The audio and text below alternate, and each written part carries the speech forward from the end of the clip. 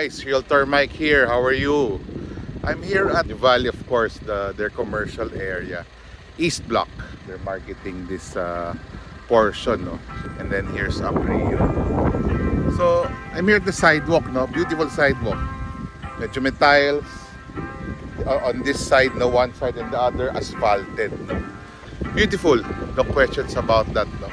My issue is that the whole of New Valley is not interconnected. Yung mga pedestrians, no?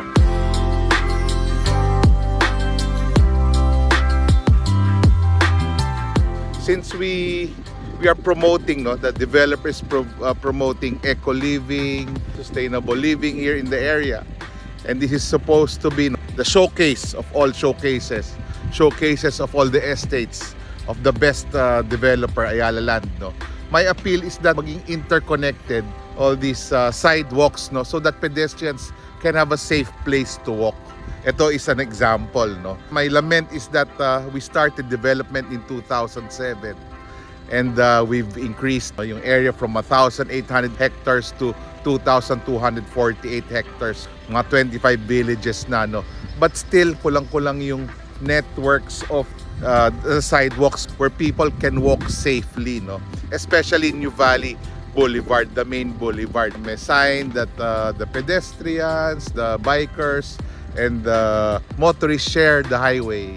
Yeah, nice to hear. But in terms of safety, medyo delikado, no. And in fact, I heard of supposedly, no, of a fatal accident last year, no, dahil of a pedestrian, no. I do not know the exact exact details, but I'll try to know it, no. So it doesn't have to take another accident for them to do this, no, to interconnect this, no. Budget is not an issue. I think it's a matter of prioritization, no. Kasi inside the villages where they are selling or they've sold out and there are people living, yung sidewalks talaga very connected na. Ang dami, buhay yung sidewalks. They're very strict yung construction of the houses, yung mga setbacks talagang they enforce it, they use penalties para at the communities merong sidewalks talaga, especially the Ayala Premier, the Alveos, and I think the Avidas as well. Buhay na buhay yung sidewalks where people can safely walk. But in the outside, hindi, kulang-kulang paputol-putol.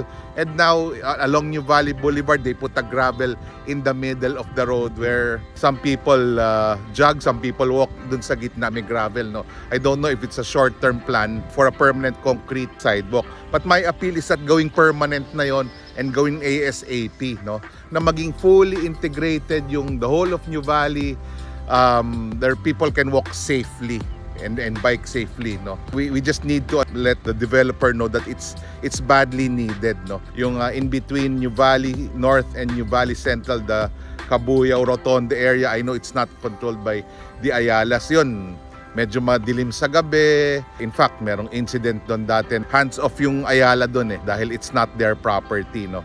Pero I think it won't hurt if they put a guard there. Sa gabi, medyo madilim doon and parang free for all area yon, no. Generally safe, but to walk there at night, I don't think it's really advisable. Yon, mga sidewalks noon going up and down. Yun lang, it comes from a resident who loves New Valley, no. It's not to put the developer down, but a genuine appeal na i-prioritize yon, yung sidewalks, para maano natin yung yung vision na maging eco living, green living. Na New Valley Boulevard is a 6-kilometer stretch, no. Pwedeng lakarin yon. In fact, some people walk in that stretch, no.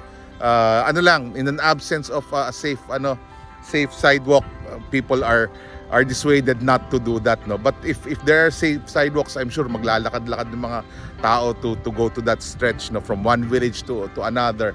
So what else? Yung mga shuttle service medyo kulang din. I think they should improve on it, no. I know of electric bus company who wants to go in. Hindi ko alam who to talk to. I can connect them, no. A friend operates that bus company.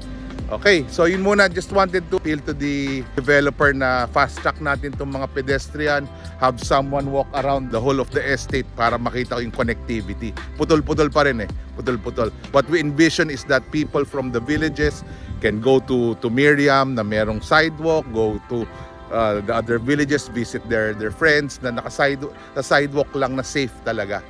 Okay, so yun muna, and if there's anything else, let me know down below and comment. Feel free to subscribe, share this video. Again, this is Realtor Mike saying stay safe and stay in faith. God bless.